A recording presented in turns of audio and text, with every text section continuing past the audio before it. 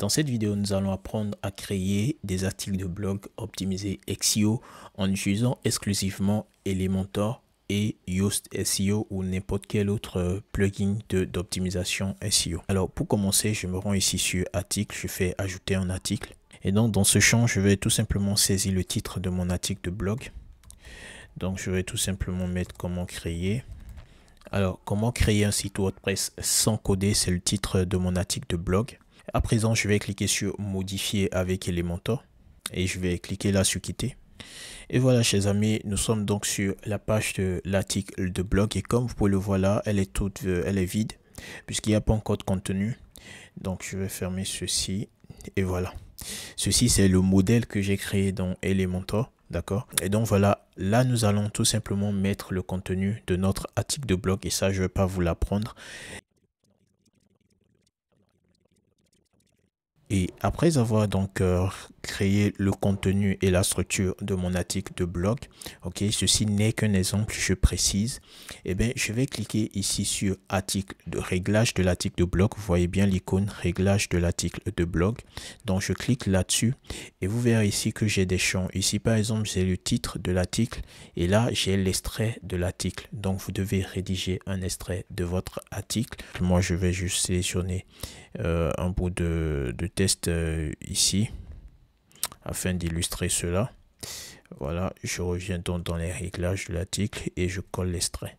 Donc ceci représente l'extrait de mon article de blog. Alors comme vous le lisez là, il s'agit tout simplement ici de l'image de mise en avant de mon article, ce qui s'affichera en général sur les résultats dans les moteurs de recherche sur mobile et aussi lorsque vous publiez sur les réseaux sociaux.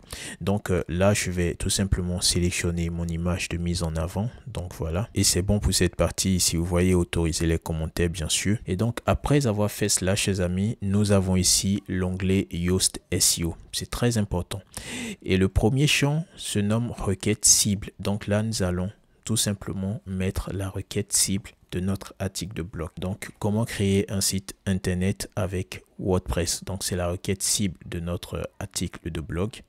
Donc ici nous devons mettre un synonyme de la phrase clé. Donc à vous de chercher une autre requête qui soit dans la même thématique. Avec l'outil Keyword Planner par exemple, vous pouvez trouver des synonymes à votre requête principale et donc l'insérer. Ici donc la lisibilité n'est pas mal, ok.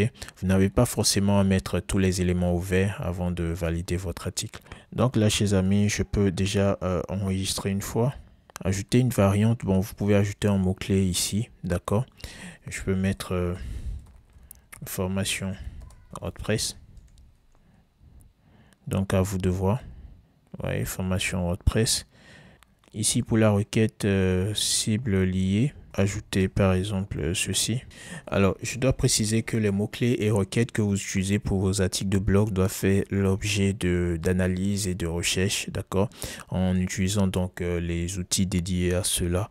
Donc moi c'est juste un tutoriel dont je me permets de décrire ce que je veux. Mais par contre lorsque vous rédigez des articles de blog dans le but de les optimiser SEO, eh bien il faudra faire des recherches préalables de mots-clés afin de mettre des mots-clés et des requêtes vraiment pertinents. Là, je clique sur apparence sur les moteurs de recherche et vous voyez donc, bon, ne faites pas attention à ceci, c'est le titre de l'article de blog. Et là, nous devons renseigner ici, vous voyez, des métadonnées, petit résumé, hein, d'accord, un test bien fourni en mots-clés, etc. Et donc voilà, j'ai mis un test illustratif. Donc ceci représente désormais la métadescription de mon article de blog. Vous voyez ici l'apparence hein, sur mobile et ici c'est sur ordinateur. D'accord. Et donc voilà, vous devez réduire votre test en conséquence. Hein, d'accord, vous voyez, à partir de là c'est bon. Donc je mets un point et voilà. Donc je regarde sur les deux types d'écran, les deux types d'affichage, c'est bon, je fais retour au post. Et ici nous avons l'apparence sur les réseaux sociaux. Donc l'image de mise en avant a donc été prise en compte. Vous pouvez aussi la changer ici. Si vous souhaitez une nouvelle description, une description différente sur les réseaux, vous la mettez à cet endroit là. Et là j'ai cliqué sur apparence sur Twitter. Donc vous pouvez aussi voir l'apparence sur Twitter et apporter les modifications que vous souhaitez. Et je fais retour au post. Ok. Là, dans Avancer, bon voilà, il n'y a pas grand chose à faire là. Ceci n'est pas une formation approfondie sur Yoast SEO, c'est juste pour vous montrer les b.a-ba. Ok, donc après avoir fait ceci, chers amis, je vais tout simplement retourner donc sur WordPress. Et voilà, j'arrive donc sur la page de création de mon article avec WordPress directement. Et vous voyez ici donc l'apparence et vous pouvez bien voir que l'image de mise en avant est bien insérée au niveau de l'aperçu sur mobile. Et donc là, sur ordinateur, comment est-ce que ça s'affiche? C'est cool. Nous avions renseigné la métadescription, le titre, le slog aussi. Et donc voilà, chers amis, la lisibilité n'est pas mal. Donc ici, voilà, vous devez insérer les mots-clés. Vous voyez un peu, vous allez insérer les mots-clés à partir d'ici. Et si on regarde l'image de mise en avant, vous voyez qu'elle est bien là. Et l'extrait aussi est bien inséré. Et tout ça, nous l'avons fait à partir de Elementor, du constructeur de page Elementor et à l'aide de Yoast SEO. Je précise que vous pouvez aussi utiliser un autre outil d'optimisation SEO autre que Yoast SEO. Et donc voilà, chers amis, et à présent, nous allons voir notre article de blog. Et donc voilà ici l'article de blog, comment est-ce qu'il s'affiche et il est optimisé SEO. Alors voilà, chers amis, c'est tout pour cette vidéo. J'espère vraiment qu'elle vous aura plu et aidé à vraiment comprendre comment créer un article de blog avec Elementor et l'optimiser SEO sans avoir à utiliser Gutenberg.